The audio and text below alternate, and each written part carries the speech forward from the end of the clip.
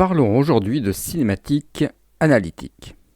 Lorsqu'un actionneur anime un mécanisme, il existe un lien direct entre vitesse et position d'un point.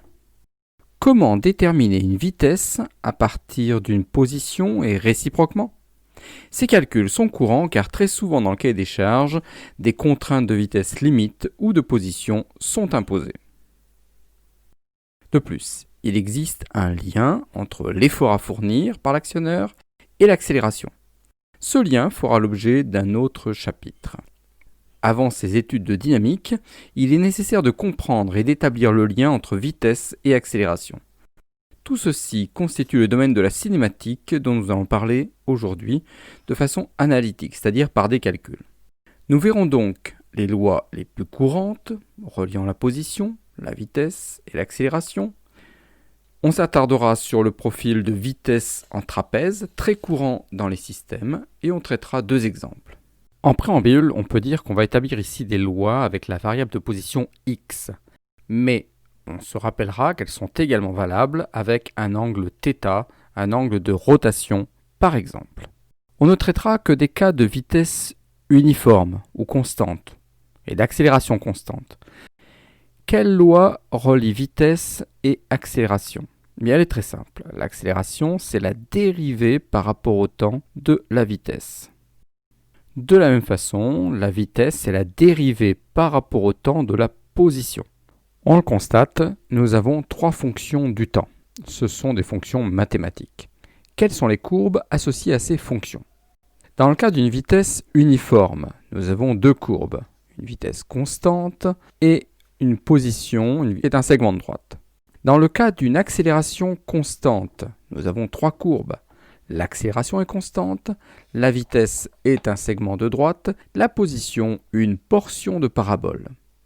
Petite astuce, très souvent dans les problèmes posés, on part de la courbe de vitesse.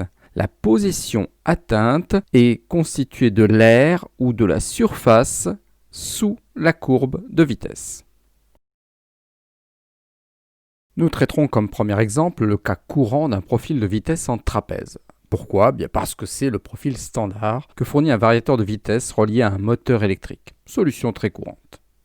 L'accélération est directement donnée par la division de la vitesse atteinte par le temps.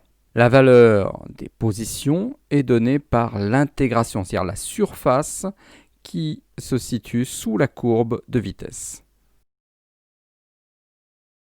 Dans l'exemple précédent, nous n'avons pratiquement pas eu besoin des formules mathématiques, mais ce n'est pas toujours le cas. Imaginons le problème suivant. On souhaite atteindre la position de 100 mm en 5 secondes avec une accélération constante. En combien de temps va-t-on l'atteindre ? On pose les équations, on note clairement quelles sont les données et les inconnus du problème. Finalement, on résout.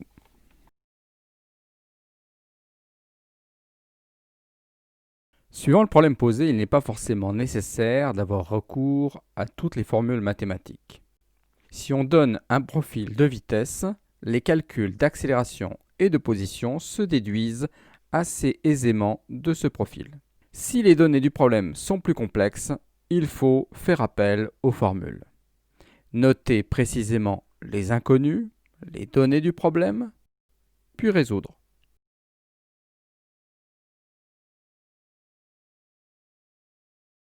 Merci pour votre attention.